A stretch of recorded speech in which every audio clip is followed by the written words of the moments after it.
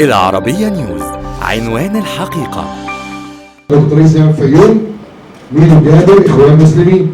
وايه المشكلة؟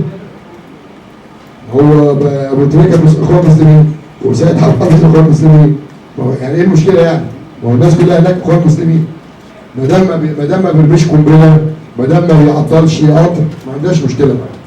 لكن هو ميدو مضى مع احمد مرتضى في وجود عاصي وكيل. وكان العرض بتاعنا 4 مليون. فانا عشان بحترم محمد عبد السلام وكل الانديه قلت له اديني العقود معاه ونستاذن الراجل الاول.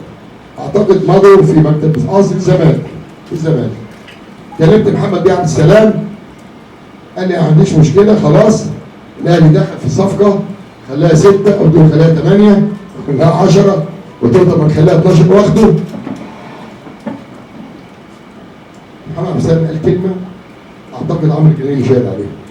قال ما بقاش راجل ميدو يا في المقصه يا في الزمالك. هو اللي حكم على نفسه.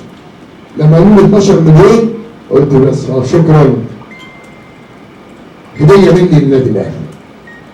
زي صالح جمعه، زي احمد الشيخ لو تفتكروه، زي اسلام رشدي فاكرينه، زي حسين السيد. برضه قصه برضه بنروح جايه مع بعض كده. ما هو برضه بنحب نناقش بعض احنا والاهلي شويه. تمام؟ زي واد اسمه سماكه، كان اسمه ايه؟ عمرو سماكه، فاكرينه؟ زي محمد عبد الله. بحب العب انا كده وانا قاعد في مارينا، اعمل شويه شغل كده، خلاص؟